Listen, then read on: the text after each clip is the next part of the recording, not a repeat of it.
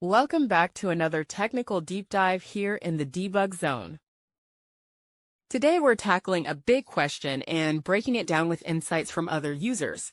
Hopefully this clears up some misconceptions and helps you get the answer you need. So buckle up, stay a little curious, and let's jump right in.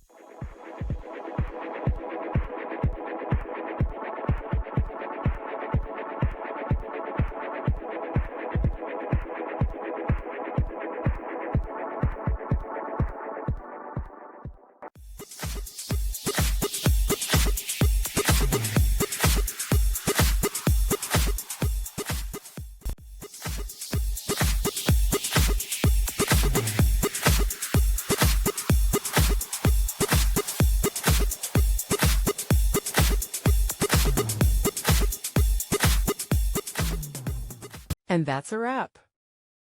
I hope you found the answer you were looking for. If you did, take a second to hit that subscribe button. It really helps out. And let me know in the comments which solution worked best for you. See you next time in the debug zone.